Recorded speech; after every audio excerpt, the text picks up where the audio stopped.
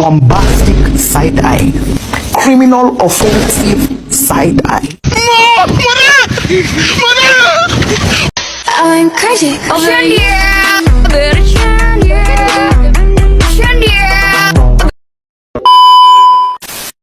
Assalamualaikum warahmatullahi wabarakatuh. Perkenalkan, nama saya Gina Ayu Desriani dari absen 18.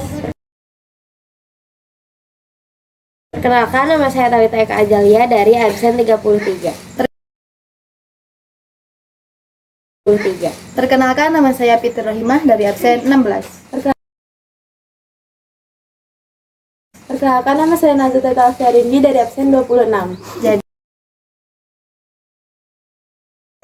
A few moments later. etika sangat penting kedudukannya dalam masyarakat untuk menciptakan kehidupan yang harmonis satu sama lain.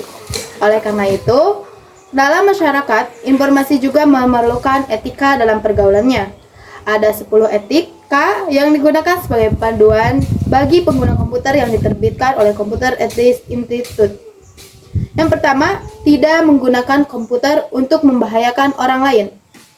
Dalam etika ini, tidak boleh menggunakan komputer yang dapat menyebabkan orang lain apalagi sampai membahayakan fisik dan mental.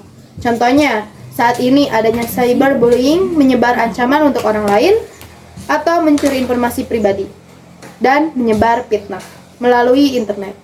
Itu merupakan etika yang tidak diperbolehkan. Yang kedua, tidak mengganggu kerja komputer orang lain. Virus komputer adalah program kecil yang mengganggu pekerjaan komputer orang lain dengan menghancurkan file mereka, menghabiskan banyak waktu, atau memori komputer, atau hanya dengan menampilkan pesan-pesan yang mengganggu. Menghasilkan dan menyebarkan virus komputer secara sadar adalah tindakan yang tidak etis. Yang ketiga, tidak menyerobot masuk file komputer orang lain. Dalam penggunaan komputer, untuk menjaga keamanan, biasanya menggunakan password tertentu. Namun, seiring dengan perkembangan teknologi, seorang hacker atau cracker dapat menembus pengamanan yang dimiliki oleh sebuah komputer atau sistem jaringan. Seorang hacker atau cracker bisa masuk pada sebuah komputer. Ia dapat melakukan apa saja, mulai dari membaca, memodifikasi, menghapus file komputer. Hal ini tentu saja akan merugikan pemilik komputer. Secara etika, hal ini tidak diperbolehkan.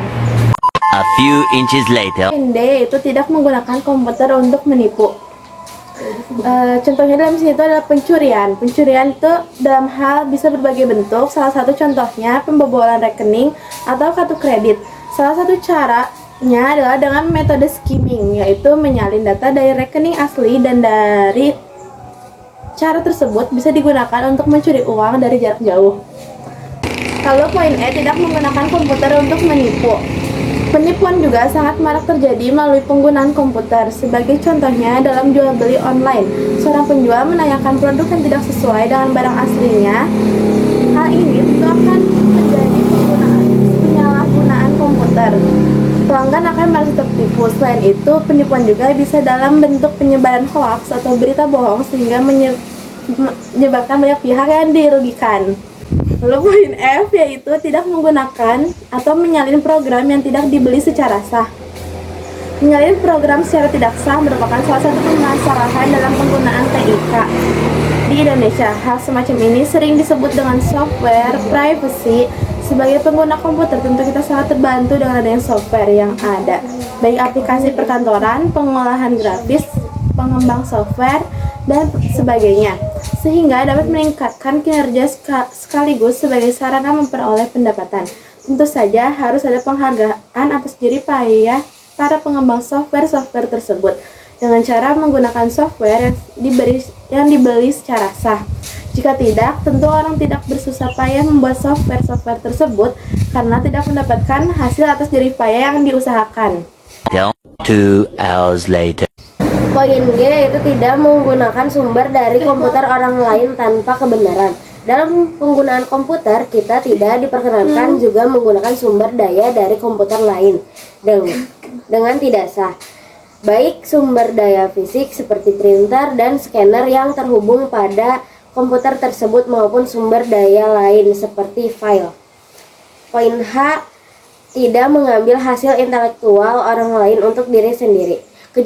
Kejujuran merupakan salah satu etika yang harus dijaga oleh semua pengguna komputer, termasuk diantaranya adanya kejujuran dalam mengemukakan ide dan pendapat.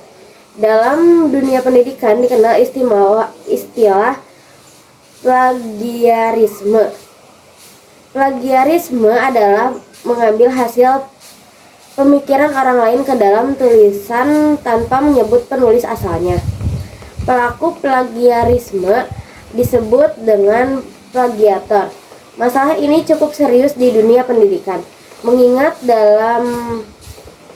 segala macam informasi mudah diakses melalui internet sehingga banyak orang memilih cara praktis dengan cara menyalin ide dan tulisan tanpa membuat penunjukan yang sesuai. Untuk mengantisipasi adanya plagiarisme dapat digunakan aplikasi web seperti Turnitin yang mampu menemukan kemiripan sebuah tulisan dengan seluruh sumber di internet. One eternity later. Poin I, memikirkan kesan sosial program atau sistem yang dibangun. Contohnya, pada aplikasi game tertentu harus memperhatikan kesan sosial yang akan mempengaruhinya. Banyak game yang mengandung unsur kekerasan, hal-hal yang tidak patut maka akan mendapatkan pertolakan dari masyarakat tertentu. Kalian pernah mendengar beberapa game yang dilarang di beberapa negara atau di-ban? Hal ini dirasa kurang memperhatikan masalah sosial masyarakat. Poin G, menggunakan komputer dengan memperhatikan rasa dan hormat kepada kedua orang tua. Dalam menggunakan komputer, tidak berjumpa langsung dengan orang yang membuatnya, maka menunjukkan rasa hormat kepada orang lain tetap harus dijaga. Pemilihan bahasa yang tetap seperti tidak menyakiti hati orang akan membuat komunikasi akan berjalan dengan lancar dan juga nyaman.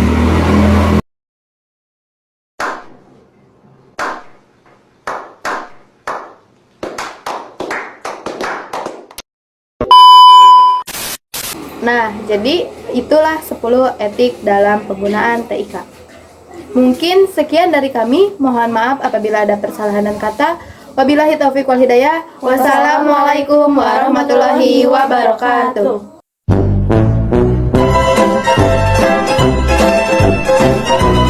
Thanks for watching. Please subscribe.